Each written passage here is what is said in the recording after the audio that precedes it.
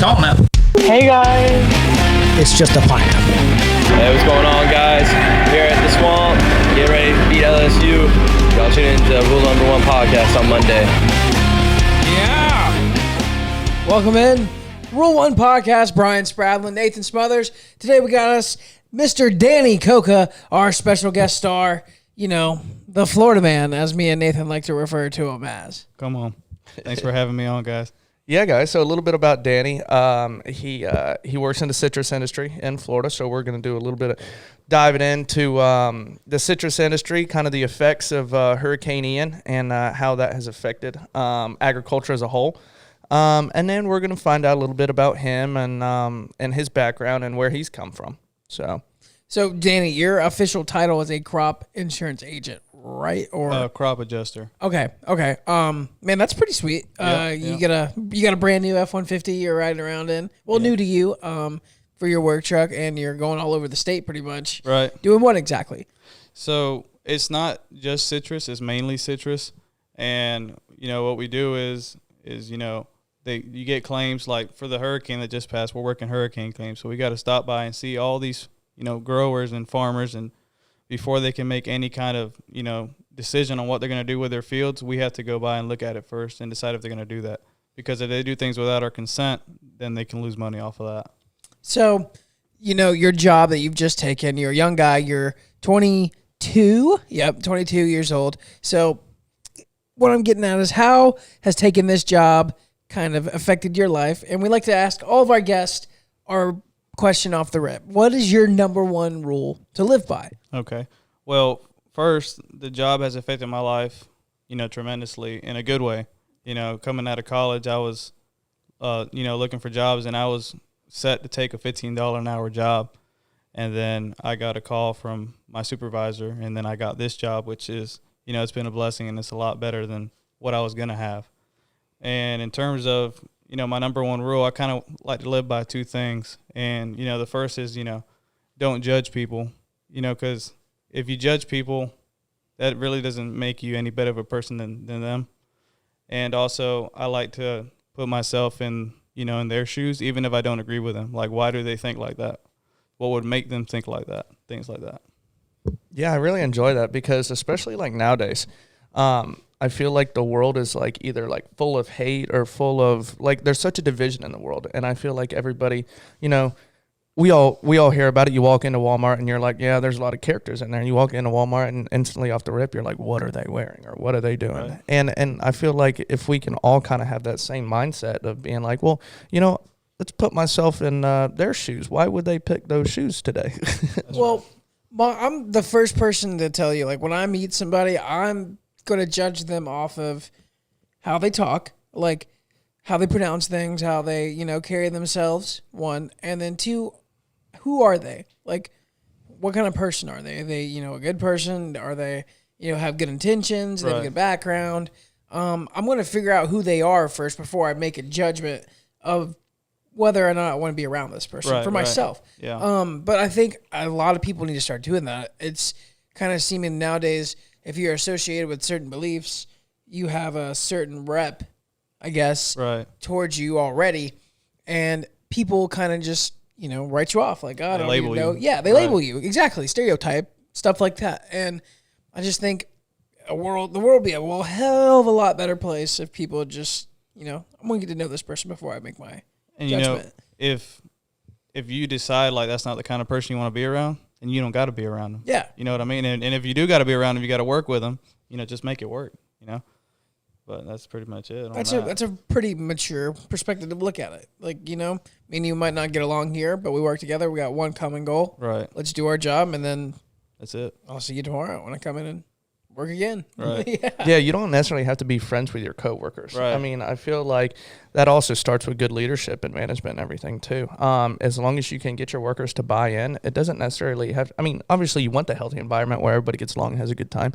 But, there's people in all different backgrounds and all different beliefs. And, the reality of the fact is not everybody's going to be able to get along with each other. So if you can get them motivated enough to be able to go attack the day and go seize the goals that you always wanted, that's the end goal, I feel like. Yeah. Danny, he brought up backgrounds and beliefs. Your personal background, it's very, very broad. I know your family history in this state, how they got here. You are a Cuban American. Cuban Columbian. Yeah, American. And it's just crazy. You know, we've grown up in the same area for a long time and knew each other for a little while. Our backgrounds are so different, though. Like, my grandparents came from, like, California a long, long time ago and moved here. Right. And your parents came from home, or your grandparents came from home to the country. Mm-hmm. Like, how does that affect, like, your rule to live by? Did they instill anything in you that affected that? Well, you know, my grandparents, you know, my grandparents came from Cuba with my dad, on my dad's side, and my mom, she came from Colombia. She was born in Colombia. Now, the situation on my mom's side was a lot better than the situation on my dad's side. You know, my mom, she lived a normal childhood in Colombia, it's a good country. It's not a, you know, compared to Cuba, which is like there's a dictatorship and there's all this stuff going on. And if you can get out of the country, you can. If you can't, you got to try to, you know, make it on a boat. You know, luckily my grandparents were able to get, you know, approval to bring the whole family to the United States when they did. But it just kind of gives you like a different form of, like, you're just lucky to be in a different country. Perspective. Right. Yeah, yeah. You're in a country where you can do pretty much anything you want to do or be anybody you want to be without any restrictions. And, you know, a lot of people around here, especially in this country, take freedom like that for granted. Yeah, they do. 100%. And I also feel like, I mean, you see a lot of in politics now, a lot of people are talking about, well, there's a lot of open borders and people are flocking in, and a lot of people look down on the whole immigration laws, depending on how you feel about it or not. Let's put ourselves in their perspective. I mean, people coming from Mexico alone, I mean, they're trying to get out of there and try to get to the United States and make a better life for themselves. I'm not necessarily, you know, you got to do what's best for your country or whatever, but you put in their perspective. I mean, I think the United States of America is one of the best countries to live in, and so who wouldn't want to try to come live here and live free and not have a corrupt government or a corrupt society around? You know, I would like to try it all, see it all, at least. That'd be cool. You know, get a perspective from everybody's view. Go around the world, see different places. It'd be my dream to travel and, you know, get a different worldview, I guess, from that point. So, Danny, do you have any cool stories like that your grandparents have said from Cuba or Colombia, either side, from back over there or whatever? In terms of, you know, just cool stories or just stories in general, you know, they tell us things about, like, you know, my grandparents, they're country people. Like, they grew up on farms in Cuba and stuff like that. And my grandpa would tell me stories of my great grandpa, who I never met. And, you know, he had basically a ranch in Cuba that would go from, it was like 500 acres to the ocean. And he's telling me stories about, you know, they get on a boat, not just any kind of boat, like just a piece of wood in the water, you know, and freaking catching tarpon, you know, right there on the farm. That's crazy. And it's just, and then you hear the other side of stories, like, you know, when the dictatorship took over, they took people's land. They dried up rivers and stuff like that. Like, what time period is this? That had to be maybe the 50s? 50s, 60s. Yeah, okay. Yeah, around that time period. But then you hear sad stories like that where people just take all your land away, and they did what they want when they dried up rivers, you know, stuff like that. It's just kind of disheartening. So to continue on that story a little bit, did the dictatorship seize your great-grandpa's land, or? You know, I'm not 100% sure. I never really thought of asking that question just because, but I'm sure it probably did, yeah. Mm-hmm. Well, I mean, it's kind of hard to tell a dictatorship with the military no at that point. I mean, you're one man against a whole government. The army. Yeah. And I mean, I don't know if you guys know this, but over there, there's no, you don't own weapons. You don't have the right to do that. Yeah, I'm pretty sure the United States and select areas around the world, there's only, you know, we're the only country that openly lets our citizens carry firearms legally. Like, better sharpen your machete. That's about it. Yeah. Well, that's one thing a lot of people have talked about, like, in terms of our government, is they don't think that the United States will ever get, like, invaded on our home turf because we have the, like, world's biggest militia. I mean, like, it's open to be able to carry, or not necessarily open carry, but you're open to be able to have weapons. And so if there comes an army onto the United States of America, I mean, obviously there's going to be citizens that try to protect their land and everything. And so on top of having our military we have the whole Right. country that owns guns that can, protect themselves. Wouldn't be a good idea. Yeah. That would, no, not Especially at all. not around this part of the Right. state where we're from. Grady Judge or Judd, sorry, the viral famous sheriff of our county here. He encourages his citizens to own firearms. Right. Y'all have seen that video. Yeah. Did y'all see what he recently said? I mean, we're going to be talking about the hurricane and everything. Grady Judd, it went viral, and he said if there are looters that are come into the county and that are looting after these terrible events have occurred and are taking things from people's homes that are destroyed, he said shoot them and turn until they turn to shredded cheese. Dude, he's very, very blunt. Yeah, I did the shredded cheese comment. I will say I was watching the news 3 days after that happened, and some marketing genius out there had a pack of shredded cheese, right? And it had Grady Judd's face on the pack of cheese, and they were selling it. That's crazy. Yeah, dude. Have you seen the one where he goes, just eat a moon pie? Yeah. Relax, take a chill pill, Quit eat a murdering moon pie. people. Quit murdering people, eat a moon pie. But let's get back on topic a little bit. Danny, we want to talk a little bit more about your job, and we mentioned you obviously work in the citrus industry. Do you see a decline, a rise? What's the citrus industry doing nowadays? It's a major decline, and it's sad because this year for farmers within the crop year they've had to deal with a freeze and they've had to deal with the hurricane now, and I don't have the stat on me right now, but I know that there's a significant percentage of expected yield, which is what they're going to get per box this year compared to what they've gotten just in previous years. To explain what the yield is, that's basically the amount of crop that you have on the tree. So, the amount of oranges you have that, the tree produces Right. Yeah. My family's been involved in the citrus industry, or they were. I know my grandpa worked in it for 50 plus years, and his grandpa did too, and they did citrus transport. Is greening, I know when I was in the teenage years, I worked in the groves, and greening was a significant, thing happening, killing off tree after tree after tree, making people and owners have to replace them. Is that still affecting the yield today? The greening and the canker are the two major things that are affecting them. And, they come out basically the way that a guy I used to work for, a grower, he would explain it to me as to keep these trees alive, you basically got to keep them on steroids. Mm-hmm. So you got to, inject them with herbicides and stuff like that. Spray them and do all that stuff just to be able to get them through to the picking time. Now, there's some other people, which there's locals, that it's a new thing now, that they're building these huge 100-acre greenhouses.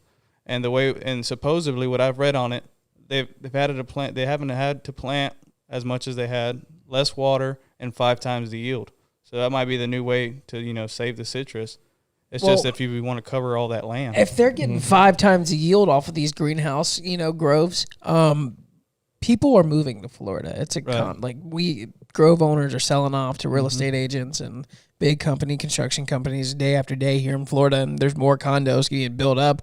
If you can get 5 times the yield from a greenhouse grove, that might be the new generation. Right. That might be the new groves. That might be how Florida continues to keep up in the citrus industry with keeping up with the amount of people moving here. The problem with that, that's part of my job. I'm a caretaking manager is my title. So the problem with the greenhouses is the cost up front. Yep. It's ridiculously expensive. You got to think, your average plot of groves or whatever, or block is it's about 40 acres, 40 acres. And so, if you've got 3,000 acres of groves and you're going to greenhouse everything.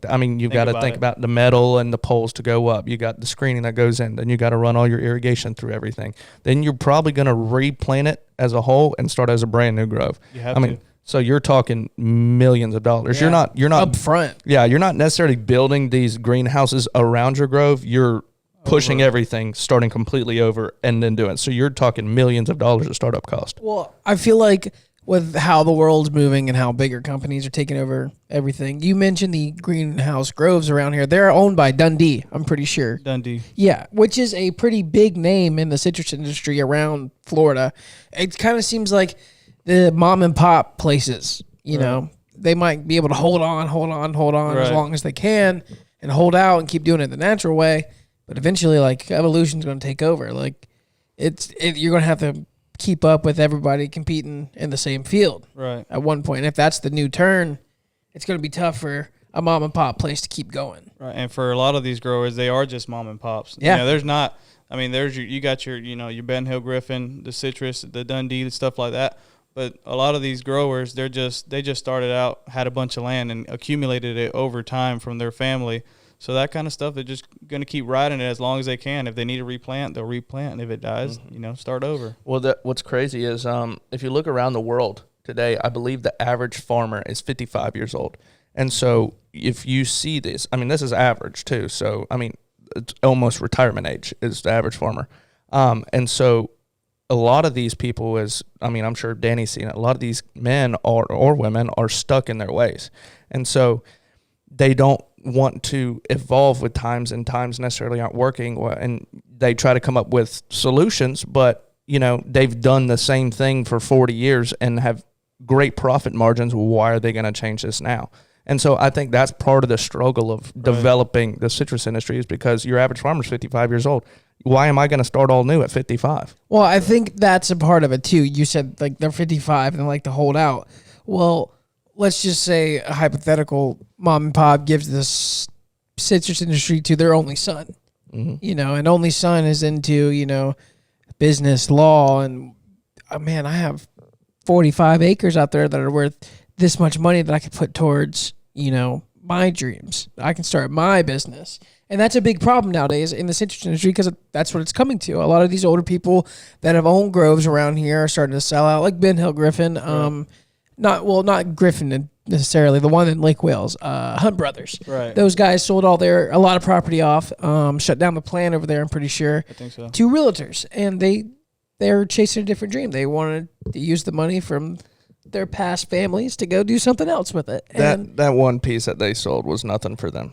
Oh, it was 4,000 acres, but that was just a big. They got rid of it, but they're not hurting by any means. Oh, yeah, in the citrus industry. That is very true. There's still a lot of money in the industry, but with everything, time and change happens, evolution happens.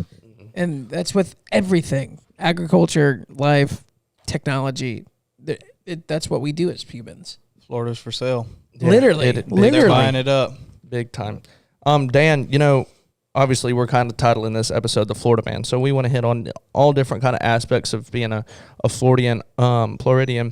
This hurricane, man, how did it affect you? How did it affect the citrus industry? What are some of the things you've seen? Did you go down, Southwest Florida? Have you seen any of that area? Just tell us about it.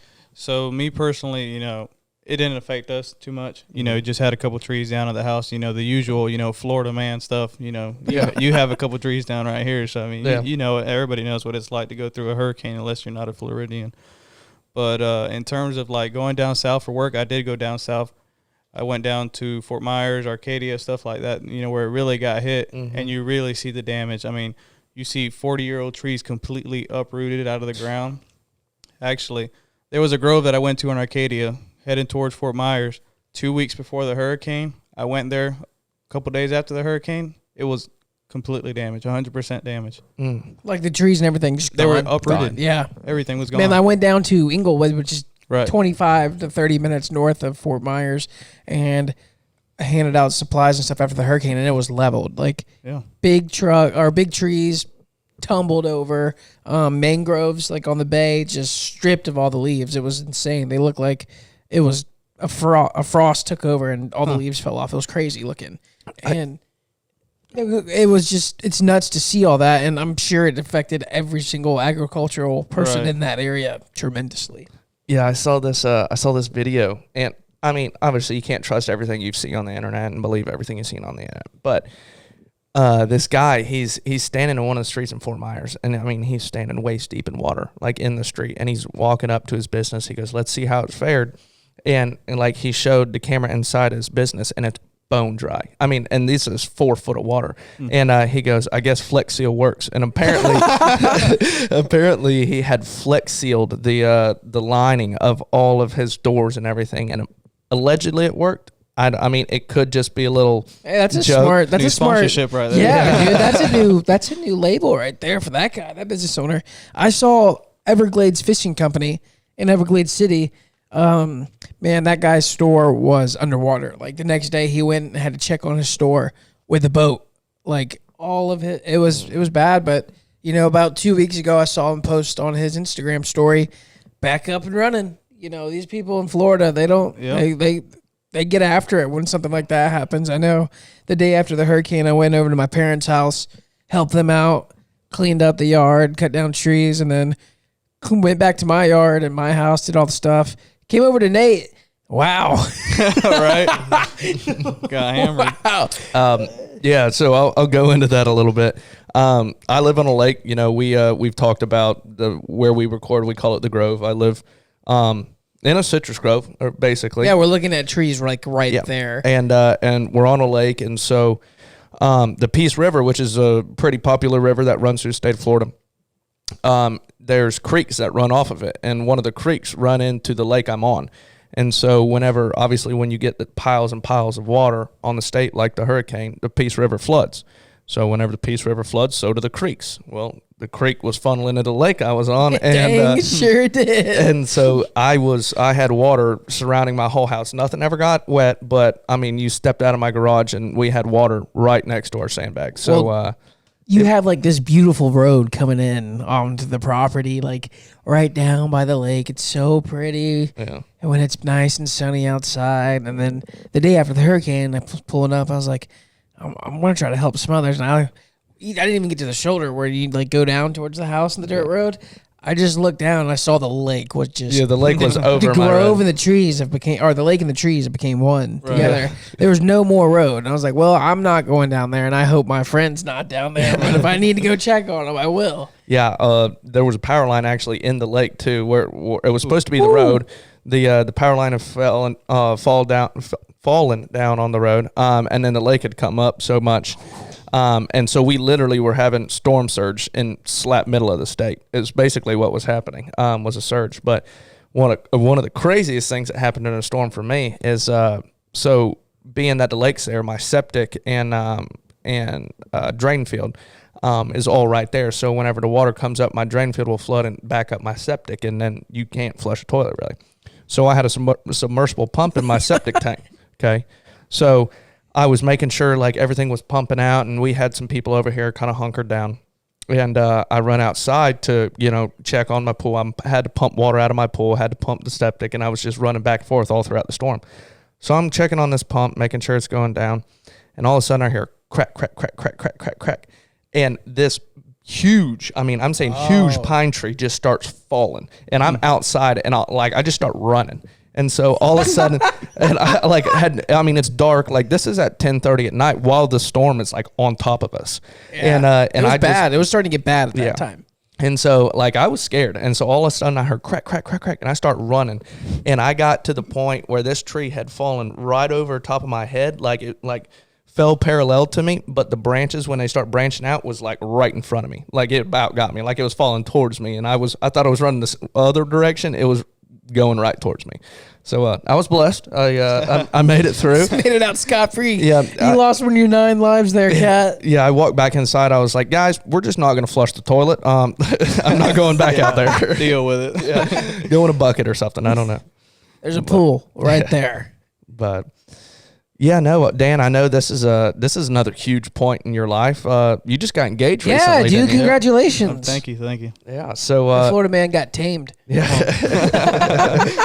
Yeah, a fun fact. She's here with us today. She's not gonna be on the mic, but you call Madison your heifer, right? Yeah, that's my heifer, my old sow, you name it. Old lady's heifer. My old lady. Yeah, Dan and I spend a lot of time together, and I'll be like, hey Dan, you want to hang out or whatever? And he'd be like, I got to talk to the old heifer, and it cracks me up every time. I can imagine, dude. If I had said that to my girlfriend, she'd lose it. She'd lose it at me. I'm gonna try it out though. When I get home after this today, I'm gonna be like, hey, heifer, and see what shoe gets thrown at me. You want to get some supper, old Sal? But Danny, speaking of the hurricane, what was the craziest thing you saw down there, or in the agricultural world? Like, did you just see? Well, like I said, just seeing about 100 acres of trees just plowed and uprooted. It looked like somebody went in there with a machine and just pulled them out. That, and I had to get to one of the groves. I had to drive probably 3 miles in water, probably all the way up the fender. Yeah, that's scary. That was kind of crazy. I know when I was down there, I saw some buildings made out of like sheet metal, like industrial buildings, where the winds were so strong that it had ripped the metal off. You could see like it ripped like a piece of paper off the side of the buildings.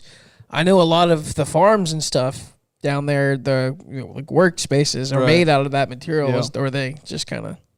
Yeah, I mean, it had the same kind of damage as you could imagine. Yeah. Especially the further south you went, the worse it got. Yeah, the worse it got.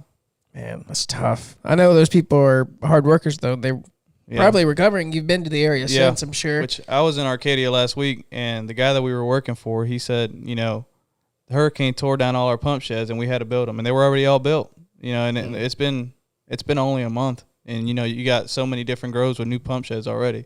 So they're getting after it. That's what I love about Floridians, man. Like, the next day, you can back me up on this, and you probably can too. When, after the hurricane, everybody was just out. Everybody was out working. Right. No matter what. No matter what it took.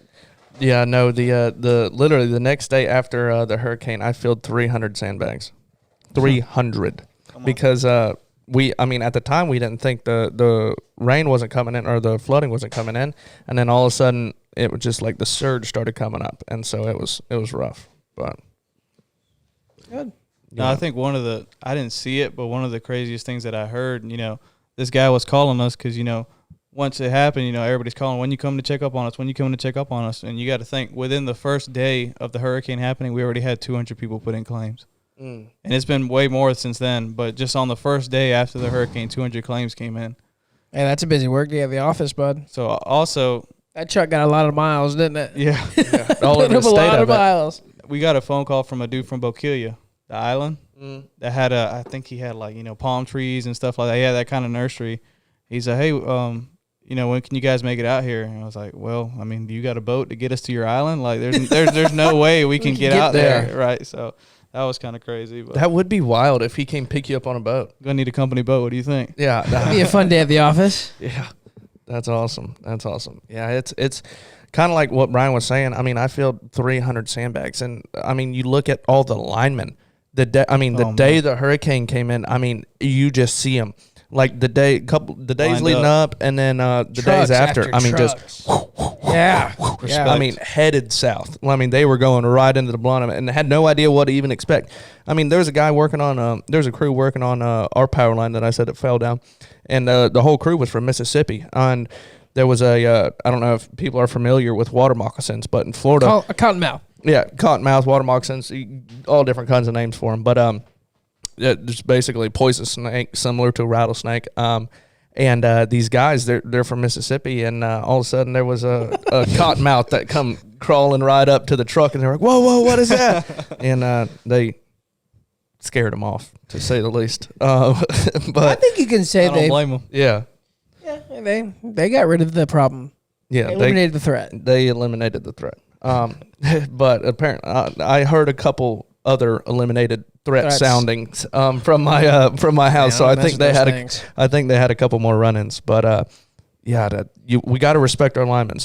They literally work their butts off, and I think one of our buddies was saying that they have to work a minimum of 16 hours after storm. Yeah. After storm, like repair or whatever.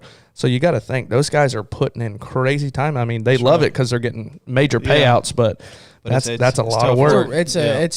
It's a lot of work in a lot of short period of time. But you're going to make bank. That's right. Well, it's not necessarily a short period of time. They're still putting up lines. Months later, yeah. Yeah, you're talking 3-4 months. They're still probably pulling lines and everything. So. That is true.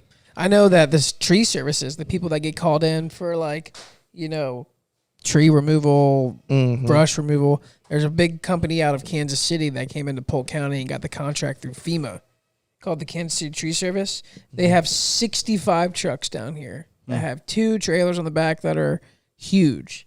Okay. And all the equipment that carries that just cuts these tree limbs up, carry it up. It's insane. They carry off like, I don't know, 30 tons of lumber a day in the county. There's definitely been a lot of support since the hurricane. Oh yeah, for sure.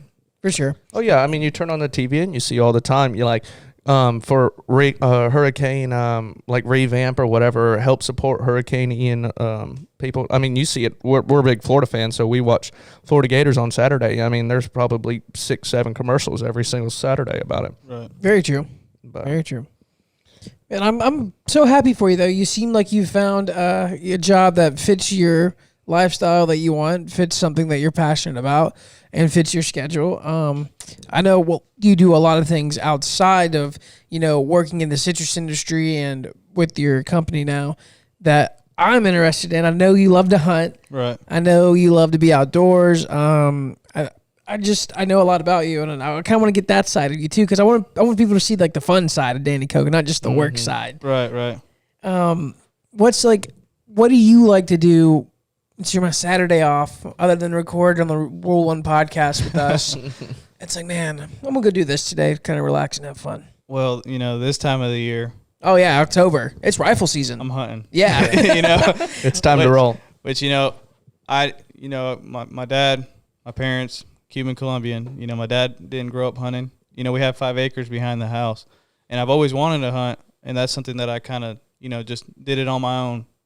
And I love it. Like, it's just, that's all I want to do right now. I'm excited. I'm going tomorrow morning just to go sit and scout a spot out in Fort Meade for the rest of the year. It's going to be early morning, but I'm so excited just to get out there. I love just sitting in a stand and just, Love hunting, hate mosquitoes, I'll tell you what. Well, yeah, that is true. I will have long sleeves and I'll probably sweat a lot, but that's Florida hunting for you. That's right. But it's worth it once you're holding that rack in your hands. I mean, a lot of people agree with that too. That statement right there. But other than that, I love to fish.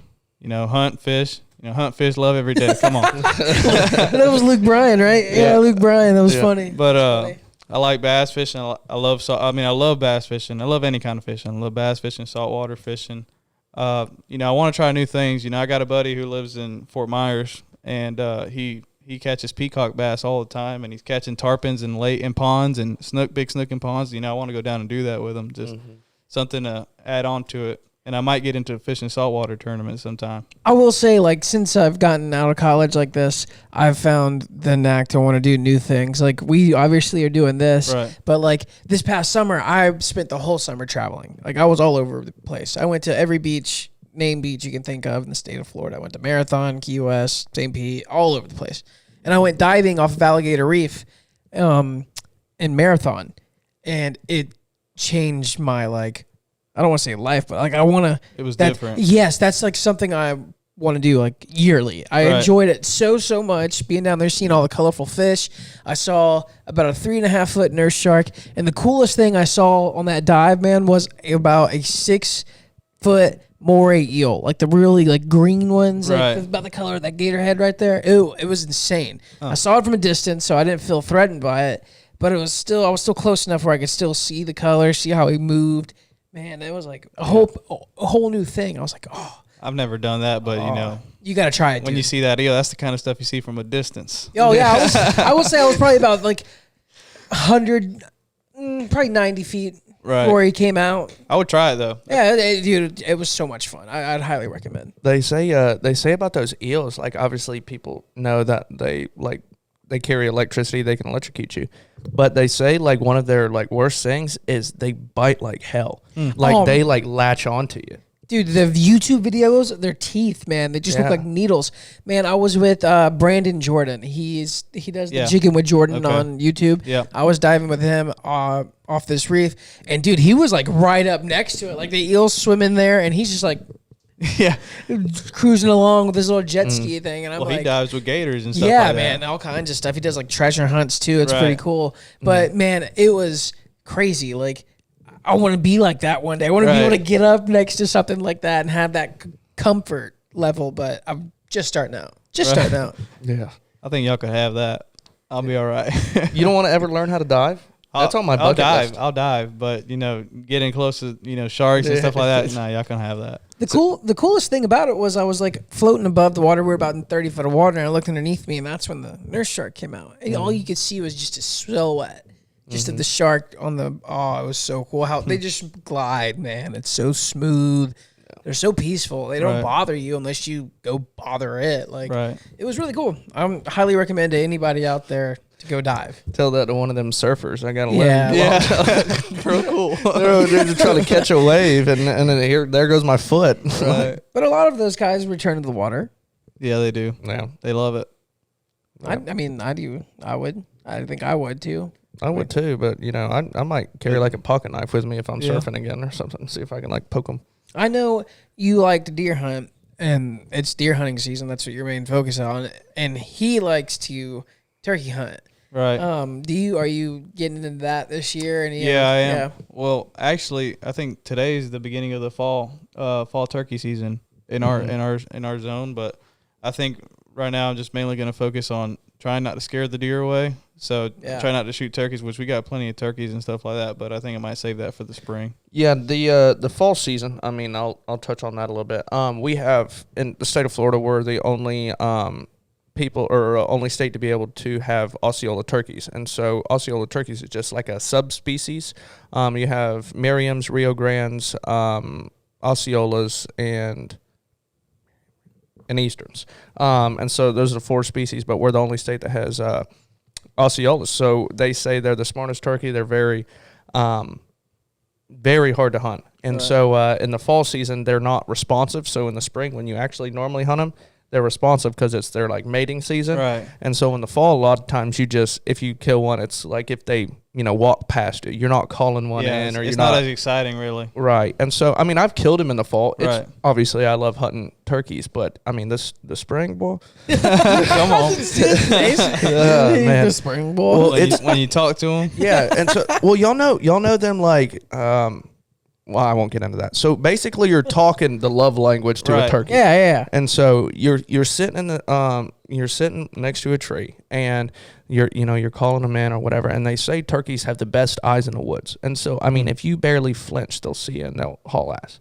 And so I mean, to be able to outsmart a tom, which is a gobbler, a male turkey, be able to outsmart a tom to literally come all the way in about 20 yards and to bust them, I mean, it's a huge accomplishment. Right. Like, huge. And some people hunt them with bows. That's unreal. Yeah, Because, I can imagine. Because on top of that, you have to draw your bow back, and still for them not to be able to see you. It blows my mind. I want to do it, can't do it. You can correct me if I'm wrong. One of our buddies, one of our old coaches, he does a lot of bow turkey hunts. Remember, he would, in high school, we were behind the field, and he would be back there with the bow shooting at the target right before this started the fall season. Coach Harold. Oh, well, yeah, he would. He would. I remember he I thought you were would. talking about somebody else. No. But yeah, he's crazy about that stuff, and he's not much of a talker. So, No, I don't. but he's big on that and like golf. He loves turkey hunting, but that's what it takes though to be successful in the Yeah. hunt. I mean, a lot of people are out there doing stuff like that. Right. He just so happened to just practice right where Right. he could. Right by the baseball field. Yeah. I mean, it's very doable. It's just from a shotgun to a bow in turkey hunting, it's like level expert to like Rookie mode. Yeah. Right. Which, I mean, killing a turkey In period general, is hard. Yeah. But then you throw a bow in and you got to actually make movement to pull back, then it's even harder. Man, y'all are making me excited. I'm ready to get in the woods. Yeah, tomorrow man. I'm morning. telling you, go. If you're not, you're like, oh, it's turkey hunting. Like, for those outdoorsmen, get in the woods with somebody that knows what they're doing in turkey hunting. And so, like, go sit with somebody that can call, that can literally have those conversations. And so turkeys, like, they sit up in pine trees off the roost. And so whenever they wake up, they fly down. So a big thing is finding them off the roost and calling to them and figuring out where they're going to be and set up, and then get into an area where they can, whenever they cross you, you're in a good shooting lane. It's so cool to be able to literally have a conversation with an animal and to bring them straight to you, and then they're so close you can see them wink at you, or they can, like, turkeys will spit. Whenever they get hot and bothered, they'll spit, and you can literally hear them like. That's funny. It's very, very, really very cool. Very It's all cool. about the experience, man. Right. And that's what I tell myself. I got into hunting, I mean, probably 2 to 3 years ago. I'm fresh into it. He helped me out a lot, I will say. And I can't wait to go on a turkey hunt with him one day. I know it's going to happen. But once I started getting into it, I learned the virtue of patience. Oh yeah. Very Big virtue. big time. Need it. And I learned to like my, own thoughts. I like to be in my own kind of, world for a little bit. And it's kind of nice for no distractions until the big one walks out, obviously. But Right. it's just nice to be out there. It's kind of peaceful, kind of just self-centering experience is how I would describe it for myself. It's different for a lot of people. Right. Yeah, I want to touch on that a little bit, Brian. Danny, I know you're a man of faith. You're a Christian, and you're very outward on your faith. I know for myself personally, I mean, I'm same way. And I when I sit in a stand and I'll look across, the field, and I Right. feel like I'm closest to God that way. Right. Like, have you had any of those experiences and sitting in the outdoors or what?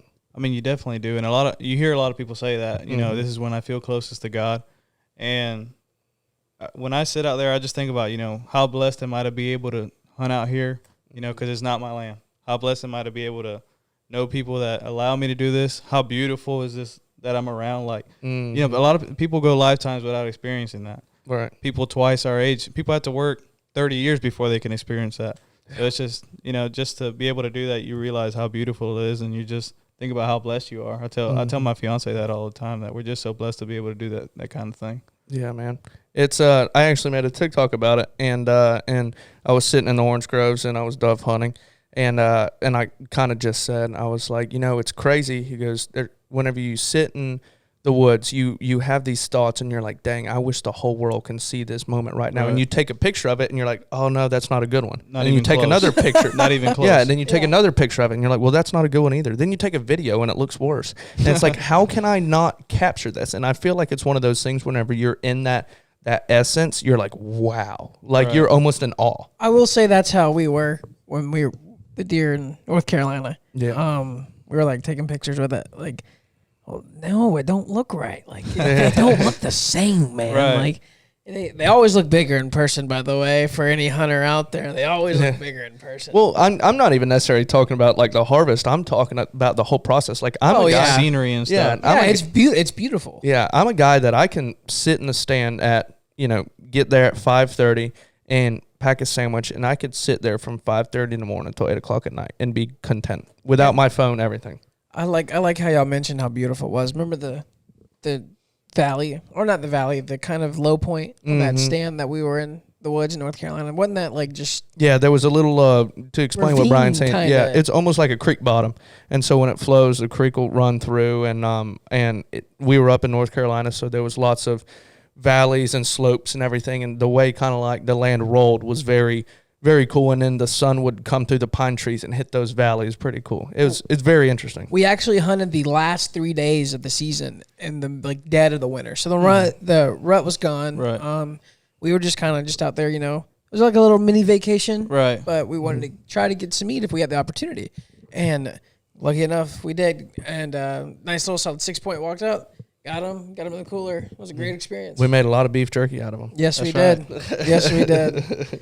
And we're thankful for that. That was a really, really good experience. Oh yeah, I mean, anytime you get in the outdoors, I think any outdoorsman, it's like one of those things where if your buddy asks you to go fishing, even if you're not a fisherman, at least for even for Floridians, Yeah. I feel like this is most Floridians. I'm not going to say all of them because there's people that don't like to hunt and fish in Florida, but most outdoorsmen in Florida, I mean, if you're not a hunter or whatever, your buddy asks you to be like, hey, do you want to go hunting? You're absolutely chomping at the bit. It's just be able to get out in the woods and the ocean and the lake or whatever and be able to experience kind of like what we were Right. talking about. It really gives you a whole perspective and being like how blessed we are to be able to live in this great state of Florida. Right. I mean, there's everything to do here. You have the beautiful beaches from the Keys to Tampa to Destin and the Panhandle to, the green swamp and Lakeland, the Everglades, the freshwater reserves. It's all over the place. It's literally like Jurassic Park in some of these places around here. Yeah. Huge monster alligators, too. That's another thing about you mentioned the green swamp. A lot of people think of a swamp and be like, oh, that's, it's, there's no value in the land. It's kind of gross. It's just water everywhere, mud, nasty. If you ever get the opportunity to be able to sit and be able to watch like a swamp or whatever and see cypress trees and pine trees, it's a beautiful experience. Like very, very It's pretty. very cool, too. All Yeah. the, people forget, too. We have, one of the biggest apex predators on our continent. We have panthers here, like more than there used to be. There's a lot of them nowadays. Like, but we have those. It's all over the place. It's so nice. It's so cool. Imagine catching one of those on a camera. I've lived here. I was about to say, I've lived here my whole life. 23 years. I've lived in the state of Florida. I've only caught a glimpse of it, 2 of them. And they were both. I never have. Just in a picture. I have. I saw one. I was driving on the highway into Fort Meade, which is kind of our hometown, which is kind of, rural. And I saw it run across the middle of the day, run across Highway 17 into the other side of the woods. And I thought it was a big dog. Right. But I was like, there's no way that a dog was that big and had a long tail that was above his head. Yeah. And that thing cleared a 4-lane highway like that, dude. Like, oh, yeah. They stride it out. Yeah, man. Like, 4 steps, he was on the other side, gone. Like, I was mind blown. And the second time I saw it, I was behind the baseball field at our high school, kind of off in the shadows. You could see like just walking, right? Just walking the tree line, looking for turkey or looking for its evening meal. It's crazy. That's a scary animal, right? Oh man, beautiful. Yeah, yeah. I got to be able to see one. I'm probably 18, 19 or so.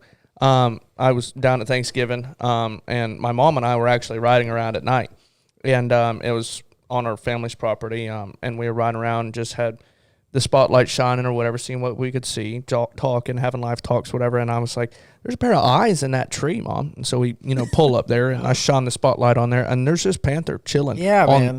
We're 20 yards away, chilling on the top branch. And then we shine down, and then there's another panther on the ground staring at us. Ooh. And so, we're 20 yards away from these. It was a mama and a cub, and I got pictures like real close. And it's kind of that you're in awe, but you're at the same time you're so uneasy about it. Right. And so we ran back, told the family, and we're like, hey, anybody else that wants to go see these panthers? It's it's once in a lifetime chance. You may never be able to see them again.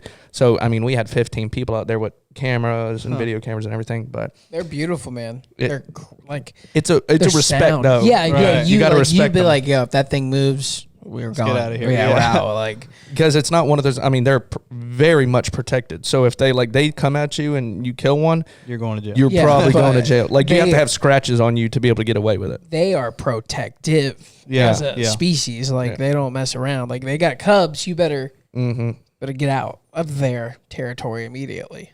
Yeah. I love it. I love where the conversation's gone. I love that you like being outdoors. Me and some others love it. Heck, look at the table right there, right beside you, on the wall behind us. I love to fish. Some others, the hunting of us too.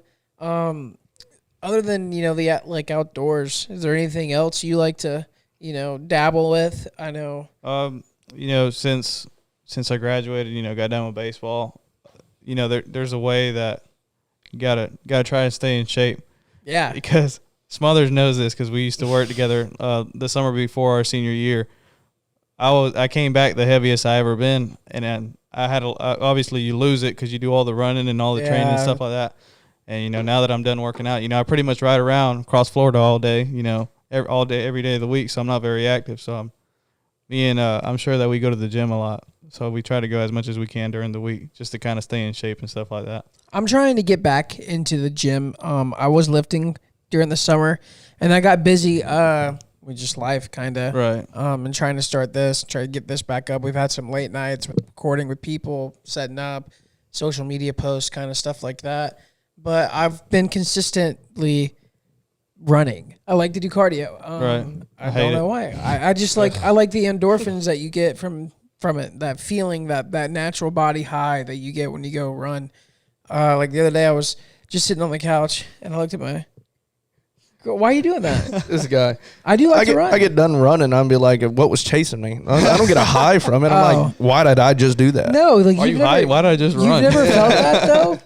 Never felt that? I hate running. You've never felt that natural feeling in your body? Like, your legs just feel good after... Dude. No, they feel like they're going to fall off. Really? Oh, man. I kind of like... that. I get to that point. It was like when we run our mile, and we get to that point... It'd be hot outside because we'd run in the middle of the day. No, brother. And I'll be cramping up. I don't know. I hit that kind of, and my legs feel good, and my head feels good, and I just run. I just keep going. I think this is a good point to move into our snap questions. Yeah. To get away from the Jello that legs. cardio. Yeah. You want to start it off? Yeah, that's sure. What do we got? Which one are we gonna go with first? Let me see. All right, we're gonna go with the staple. Danny Coca. If you had 3 people at a dinner table, dead or alive, at any time period, who are you going with? Alive or dead? Like Anybody. okay. Man, I had some time to think about it, but I only got 2 right now. I'll probably think of a third one off the rip. But no order. I like to talk to Donald Trump, smartest businessman. We've gotten that a couple times. Right. Yeah. I like to talk to him because he's just so smart and he gets a lot of backlash. So, and he's very composed. I mean, he's a guy that doesn't take no crap. If you give him crap, he'll give it right back to you. But he knows like how to do things. And second, I like to talk to God. Yeah, that'd be cool. Just because you got to think. I think about this all the time when you see like. You watch TV, you watch like murder mysteries, or you listen, you hear like, how did Adolf Hitler die? Yeah. Hey, God, what really happened? You know what I mean? Right. Stuff like that. Just mysteries that you don't know about, and just find out what really happened or why these things happened. And then third, let me think. I'd probably say. I don't know. We've had several people. I mean, it's very cool to kind of see the. This is why we like to ask questions, because you can see the whole different perspective of everybody's life. So, you've got the people that got, they do the comedians, they do the actors. You got the people that do very wise people. You got, role models. It's very cool to kind of see where they gear it to. I like what he said. He said God. Well, last night me and him were sitting there trying to figure out who we wanted to have on today and kind of just setting up for the weekend and whatnot. And my girlfriend Reagan was here too, and she was going to answer the question on her own. She's like, "Well, I'm gonna give me a new 3," and she said Taylor Swift because the new album just came out, obviously. And then she was like, "You know what?" She looked at me. She went, "Jesus," and I was like, "I'd never thought about it like that." They know it all, man. That'd be kind of any question answered. Yeah. And on top of that, you see kind of the trials and tribulations Jesus went through. Right. And to be able to be like, hey, you went through the ultimate kind of ringer. My life kind of seems like nothing right now. How'd you be able to deal with that? Yeah, that is true. You got your third person yet? Yep. Who is it? Lastly, this is just kind of like, not very motivational or anything, but I like to talk to Bill Dance. He's okay. He's like the Babe Ruth of fishing. Yeah. So, it'd be pretty cool just to talk to him and hear all the stories. You see all the bloopers he has. I'm sure he has some great stories to tell. So for those people that don't know who Bill Nance is, he is the guy that you'll see him. He's always in a Tennessee Volunteers hat, and he's always bass fishing. So he's been on Bass Pro Shop Bass Pro Shop commercials, and he used to have his own fishing show, and he's a character. He's a character. I would call him like the grandfather of like televised fishing shows. Yeah. Like that's who he is. Like when they started coming out with like fishing shows way back, and when he started, I think it was the 80s, late 80s, he was like the first guy they had on TV, like teaching people how to fish. And he still had that beautiful orange and white Tennessee Vols hat on. Yeah. Yep. Yeah. He's got a house in Fort Meade, doesn't he? He did. He sold it. Was it the one? Like, heading outside really, of town. that was his house? He had a house that had its own private lake right in front of his house. Yeah, imagine that stocked pond. This was way back. Which the house I saw that it was for sale for $2.1 million, which was this was before where the prices how the prices are now. So imagine that's a $40+ million property, right? Easily, yeah, easily. And I bet our last guest, Sam, if we showed him pictures, the fisher / he'd definitely agree. Right. Definitely agree. Smell? Yeah, let's Danny, if you could go anywhere in the world for 24 hours, just you, where would you go and what would you do? And it was like basically you were dying. Don't give us I'd spend it with my family. No, it's just you. Like, where would you go? What would you do for 24 hours? This is an easy question because I would go to Montana and I would elk hunt. Oh yeah, that's what I would do. It's a dream. Right? A beautiful state hunting a beautiful animal. I mean, well, we talked about turkey hunting. How you have you call them in and this and that. And right. You've ever heard those bugles that they do? Yeah, you can talk to them too. I want to do the axis deer hunt on the island. I think it's Hawaii that they do it on. Really? Well, there's access deer all over state or all over the country, but I think that I've seen That'd be there's pretty different They like stuff like that. They bring in people all year round because there's like this certain population, like the deer to people on the islands, like insane because all they do is breed year round, and they bring people in on hunts all the time. Like just go get your harvest and leave. Right. That would be cool to go to Hawaii and do like a blasting cast. I don't know if y'all know what that is. Like there's a lot of people that do like 3-day hunts / fishing. So you go hunt in the morning, and then you go fishing in the evening, and so it's a blasting cast. Well, I talked to Brandon Jordan. He told me that Hawaii's different. So people, it's not owned by the state down there. It's owned by people, like the waters. They have sections. Like the Really? people. Yeah. That's crazy. So like you could go out there and fish on a boat, but you might be in so-and-so, this person's territory. Right. Well, you can't fish there because that's their territory and they didn't give you permission there. And they'll go out there and tell you, like, this is my territory. So like when he was trying to figure out how to go out there and film Hawaii and make this episode, he was saying like I was having a hard time people like letting me Getting fish permission their and territory stuff. Right. because like that's their means, like that's where that's how they eat, like Right. Well, it's and different. their livelihood too. Yeah, like it's different. Yeah. Like they don't have the connections that we have. Just go to a Publix and pick up groceries for as cheap as we do. They live off the land, like they have their territories. Have you ever seen the videos of the fishermen where they're just they're fishing like by a dock or something, and then some Karen or somebody comes out trying to tell them like, "Oh, you can't fish here," and they'll be like, "Well, you don't own the water." Yeah. Well, Hawaii's in a whole Hawaii nother they thing. own the water. So. Get out of my water. All right, next snap question. You ready? Who is your role model? You know, I would say that my role model is my dad, and I say that, you know, me and my dad, we're completely different. Okay. Like my dad's lived here for 30 years and he still has a Spanish accent, and I'm here with a Southern twang and stuff like that. Like we're not alike in many ways, but you know, my dad is a very, very wise man. He hasn't taught me how to be who I am, but he's taught me how to be a good man. Mm-hmm. So he's a good example to look up to when it comes to that. So for that reason, he's my role model. Nice. So with Mr. Coca, so Dan and I go to church together, and anytime I see him, I'm a big Braves fan, and Danny's a big Mets fan. So is his family. And if for those of you who don't know, we're basically rivals. And so anytime I see Mr. Coca, he goes, "Oh, the Mets doing good. The Mets doing good." And I said, "Mr. Coca, the Braves are going to win the division." He goes, "No, the Mets doing good." His dad's a trip, but I love him. I love your pops. Yeah. I definitely see it. I know how you say you're not. Right. There's definitely comparisons there. Just Right, like me right. and my pops, like we're not the same person at all. Right. But we definitely draw a lot of similarities. yeah. Well, I think we're going to wrap it up with this question, Dan.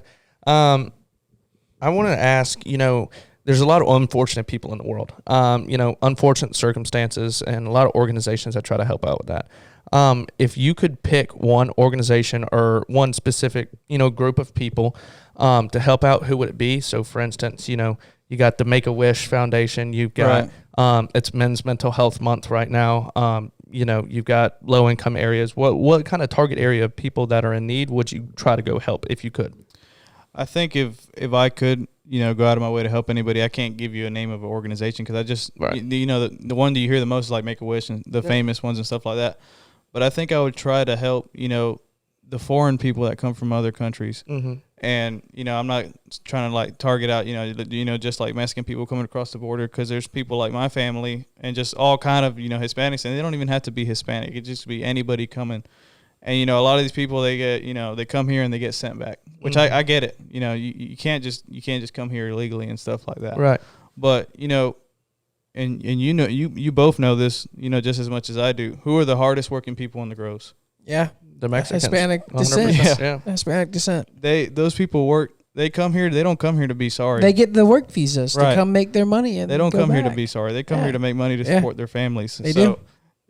if I could do anything to help them, it would be to, you know, come up with something that gives them permission to stay here as long as, you know, they're being productive and helping out. Yeah. Now, if you're coming here just to mooch, you know, off the government and stuff like or that, traffic drugs then, or something like that. stuff like that, then you don't belong. I think you definitely, if you ever found yourself with the means and wealth to fund that foundation, Right. you could definitely start your own foundation, your own act, Right. and take that. And Yeah. I think a lot of Grove owners and a lot of people around here would definitely agree with you.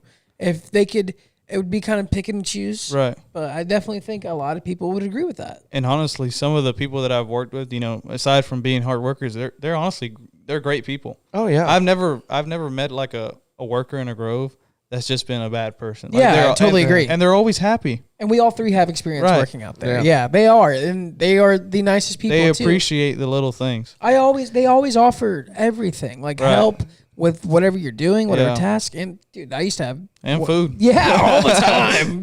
the best food. Right. And that's another thing. They always make you laugh. Right. Like Yeah. every single thing they say to me is hilarious. Yeah. Like we've got a worker that works with myself, and we'll be fixing irrigation or something. And I call him Joe. Everybody calls him Joe, but his name is Iglesias Garcias. And Come on. and so he was from Mexico, and he got a green card, went to Texas when he was 7, been here his whole life. And he said, he was like, all I know is working in the fields, basically. And he said he never went to school, never did anything, never learned how to read or write. And so he is 65 years old, still does not know how to read or write. And he finally got to the point where he's like, I want to become an American citizen. I've been here my whole entire life. I feel like it's time. He goes to immigration, and he passes his test and everything. And so he's finally becoming to be a U.S. citizen, which I think is so cool, because you see those people where they come out in a green card and they absolutely bust their back their entire lives. And then there's people that come over illegally, which is unfortunate situations and stuff like that. But I feel like as a country, we really need to honor some of those people. Right. If you really looking at their stories. But Yeah. Well, Danny, I really enjoyed having you on today. You've shed light on a lot of different topics around here. You're the Florida man. You covered, the citrus industry, the recent events with the hurricane tragedy that we've had, and how we've bounced back from it. The awesome people of the state. I know me and Nathan love having you on. I know you're a good buddy of ours, and we want to, have you back on one day with a different perspective. For sure. When we, kind of get bigger. And people like you help us out a lot. So I appreciate it. yeah, guys, don't forget, we're on social media, Roll the number 1 podcast. We're on YouTube, Twitter, Instagram, Facebook, Snapchat, whatever. And then I know Danny is starting a little fishing page. What's your fishing page called? It's called First Cast Fishing with 3 Ooh, underscores. Nice little ring There to you go. it. Nice little ring to it. Now, if you ain't seen a post in a while, I ain't been fishing in a while. I've been working. Okay. You going to have to cut me some slack. But so he followed the Roll On podcast, so we will probably follow that page back in his personal account as well. Yeah, so go on there and check them out. Danny Coca, everybody, thank you so much for coming on. Until next week, the Rule One Podcast, Brian Spradlin Nathan Smothers. signing off. Peace, guys.